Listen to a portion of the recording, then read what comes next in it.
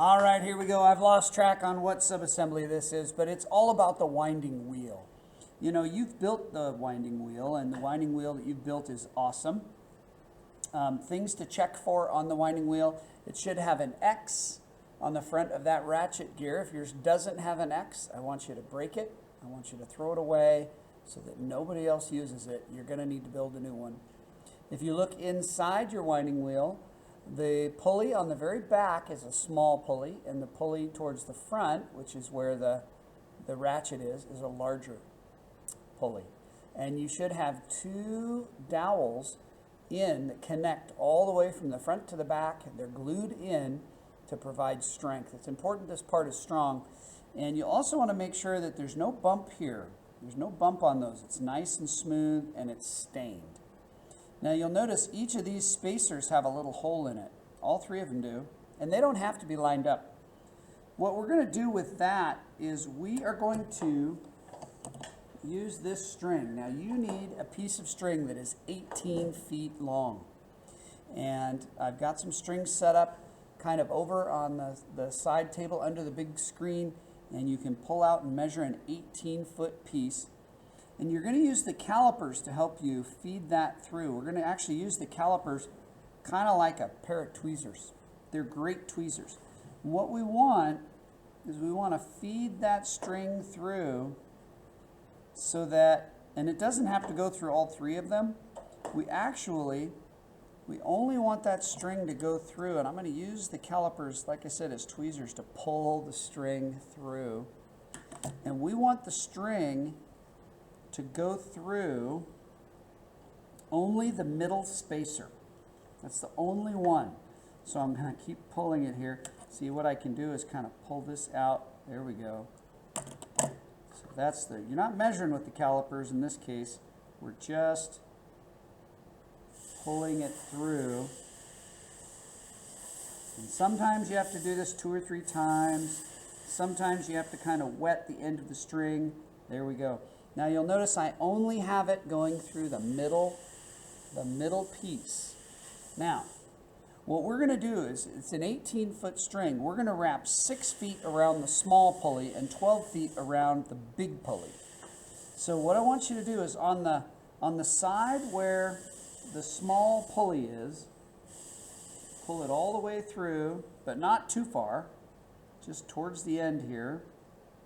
There we go.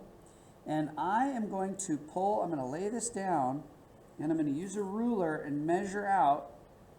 There's 12 inches. Okay, from there to there, that's 12 inches. That's 1 foot. There we go. That's 1 foot.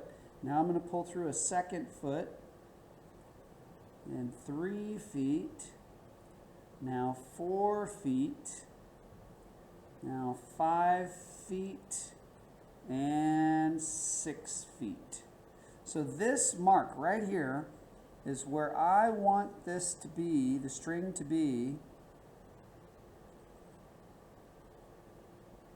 on the pulley. And there it is.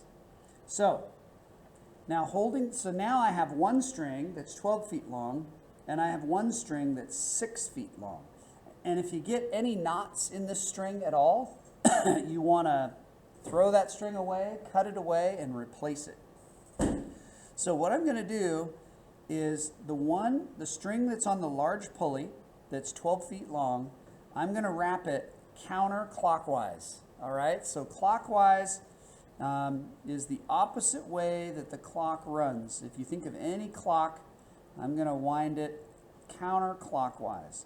So the 12-foot piece is winding around the large pulley, and I'm winding it up counterclockwise.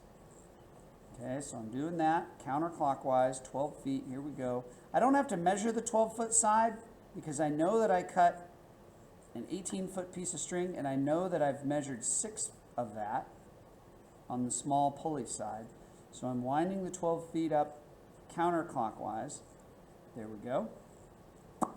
And then what's left is the 6 feet on the small pulley, and I'm going to wind that clockwise. Now that's while you're looking at the ratchet gear.